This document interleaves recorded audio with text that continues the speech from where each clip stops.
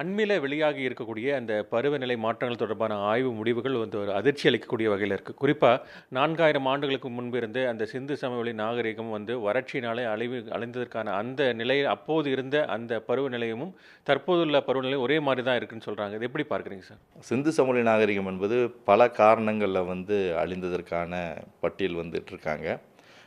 அது குறிப்பா ஒரு பருவநிலைகள் மாறுதலினால் ஏற்பட்ட ஒரு காரணம் என்று இப்ப சொல்லிட்டுருக்காங்க. இது ஒரு காரணியா பல ஆண்டுகளா நம்ம சொல்லிட்டே வர்றோம். ஏனென்றால் இது படையெடுப்புகளால் அழிந்ததற்கான ஆதாரங்கள் நம்மட்ட இன்னும் கிடைக்கல. ஆனால் ஒரு உச்சத்தில் இருந்த ஒரு நாகரிகம். கிட்டத்தட்ட ஒரு 3000 ஆண்டுகளா 1500 ஆண்டுகளாக இந்த நாகரிகம் இருந்திருக்கு. கிமு 3000லிருந்து இந்த நாகரிகம் இருந்திருக்கு. இந்திய துணைக்கண்ட பகுதியில் இருந்த ஒரு பெரிய நாகரிகம் சிந்து சமவெளி நாகரிகம். அதில் குறிப்பாக பார்த்திங்கன்னா அது 3 வகையாக பிரிப்பாங்க. சிந்து சமவெளி நாகரிகம் பார்த்திங்கன்னா ஹரப்பன்னு சொல்லுவாங்க. அதேபோல் மெச்சூர்டு ஹரப்பன்னு சொல்லுவாங்க. லேட் ஹரப்பன்னு சொல்லுவாங்க. மெச்சூர்டு ஹரப்பன்ன்ற ஒரு காலகட்டத்தில் பார்த்தோம்னா ஒரு வளமையான ஒரு நாகரிகமாக இருந்த ஒரு பகுதி, ஒரு செழிப்பான நாகரிகமாக இருந்தது. அதற்கு பின்னால் கிமு 1900க்கு அப்புறம் தான் என்ன பண்ணுறாங்கன்னா அது டிஸ்இன்டெக்ரேஷன்னு சொல்கிறாங்க. அதான் லேட் ஹரப்பன்னு சொல்லுவாங்க. லேட் ஹரப்பன் காலத்தில் தான் உங்களுக்கு காலநிலை மாற்றம் ஏற்படுகிறது. குறிப்பாக அந்த சட்லஜ் நதியும் யமுனை நதியும் இன்றைக்கி தனியாக பிரிஞ்சு போகுது. ஒரு காலத்தில் 2 நதிகளும் இணைந்து கக்கர் அண்ட் ஹக்ரா என்ற ஒரு நதியாகத்தான் ஒரு காலத்தில் பாய்ந்து கொண்டிருந்தது. அது பார்த்திங்கன்னா தொலவீரா பக்கத்தில் தான் கடலில் கலந்ததாக இன்றைக்கி அறிவியல் ரீதியாக கண்டுபிடிச்சிருக்காங்க.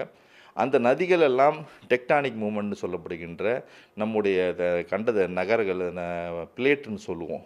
மண்ணடுக்குகள் நகர்ந்த காலத்தினால் ஏற்பட்ட அந்த மாற்றத்தினால் அந்த நதிகள் தன்னுடைய போக்கம் மாற்றிக்கிச்சு. அதன் அடிப்படையில் அந்த பகுதியில் வறட்சி ஏற்பட்டன. அந்த வறட்சியின் அடிப்படையில் தான் இன்றைக்கி இந்த நாகரிகம் அழிந்ததற்கான காரணம் சொல்கிறாங்க. அது ஒரு காரணம் தான். அதுவே முழுமையான காரணம் கிடையாது. வானிலை ஆய்வு மையம் கூட அந்த வறட்சிக்கான காரணிகள ஒப்பிடும்போது, அந்த சிந்து சமவெளி நாகரிகத்துக்கான அந்த வறட்சிக்கான காரணிகளையும், தற்போதுள்ள வறட்சிக்கான காரணிகளையும் தான் ஒப்பிட்டு சொல்லுது. அத எப்படி பார்க்குறீங்க சார்? தட்பவெப்பநிலை காரணமாகவும் இயற்கை சூழ்நிலை காரணமாகவும் இந்த நாகரிகம் அழிந்ததற்கான ஒரு காரணியாக எடுத்து சொல்கிறாங்க. ஆனால் இது ஒரு காரணி மட்டும்தான். ஏன்னா பல காரணிகள் அந்த நாகரிகம் அழிவதற்கு முக்கியமாக அமைஞ்சிருக்கு.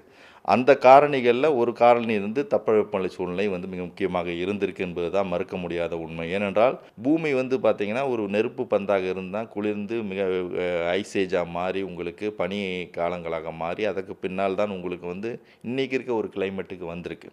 அந்த கிளைமேட் இருக்கும் பொழுதே சில தட்பவெப்ப சூழ்நிலை மாறுதல் அந்த காலத்துலேயும் ஏற்பட்டிருக்கு.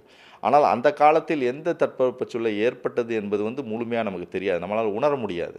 ஒரு 3000 ஆண்டுகளுக்கு முன்னால் எப்படி தட்பவெப்பநிலை நிலை இருந்தது என்பதை நம்ம தெரிஞ்சுக்கணும்னா நம்ம அதை போய் அனுபவிக்க முடியாது. ஆனால் விஞ்ஞான கண்டுபிடிப்பில் வருகின்ற தரவுகளை வச்சு தான் நம்ம சொல்ல முடியுமே தவிர, இன்றைக்கி இருக்க தட்பவெப்பநிலை விட அது கொஞ்சம் அதிகமாக கூட இருந்திருக்கலாம். இல்லை என்றால் அதை அன்று இருக்கிற தட்பவெப்ப நிலையை விட இன்றைக்கி இருக்க தட்பவெப்பநிலை வேறு அதிகம் மாறி இருக்கலாம்.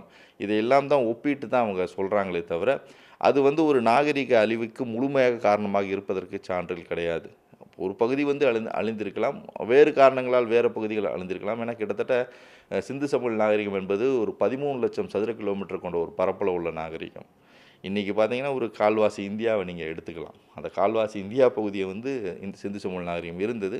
பல காரணங்களால் அந்த பகுதி மக்கள் கண்டிப்பாக அந்த இடப்பகுதியை விட்டு கிழக்கு நோக்கியும் தெற்கு நோக்கியும் நகர்ந்ததற்கான வாய்ப்புகள் அதிகம் இருக்கிறதுங்கிறது தான் இன்றைக்கி சொல்லுகின்ற மரபணு கூறு சொல்கின்ற ஒரு ஆணித்தரமான கருத்தாகும். துபாயில பாலைவனம் இருக்கக்கூடிய பகுதியில கடுமையான மழை பெய்யுது. ராஜஸ்தான்ல கடுமையான மழை பெய்யுது. ஆந்திராவிலயும், தெலுங்கானாவிலும் வெள்ளம் வருது. அப்ப இது இது என்ன மாரியான அபாயகரமான அறிகுறிகள நம்ம எடுத்துக்கலாமா? உலகத்தில் பார்த்தீங்கன்னா தட்பவெப்பநிலைங்கிறது எல்லா இடத்துலையும் ஒரே மாதிரியாக இருந்தது கிடையாது என்றைக்குமே.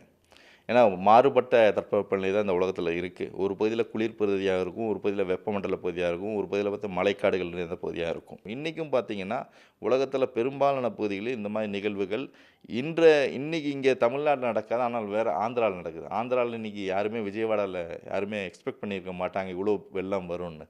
குஜராத்தில் இவ்வளோ வெள்ளம் வரும்னு யாருமே எக்ஸ்பெக்ட் பண்ணியிருக்க மாட்டாங்க. அதற்கு முக்கிய காரணம் உங்களுக்கு கடல் வெப்பமயமாதல். கடலில் வந்து உங்களுக்கு வெப்பம் வந்து அதிகரிக்க அதிகரிக்க அது எங்கே மழையாக கொண்டு போய் கொட்டணுமோ அந்த இடத்துல அந்த சீசனில் வந்து அந்த மழையாக வந்து கொட்டும் பொழுது அந்த பாதிப்புகள் அங்கே ஏற்படுகிறது. அதனால தான் நம்ம நினைக்கிறோம் இந்த இடத்துல தான் பாதிப்பு ஏற்படும்னு நம்ம என்றைக்குமே உலகத்தில் வந்து கணிச்சு சொல்லிட முடியாது.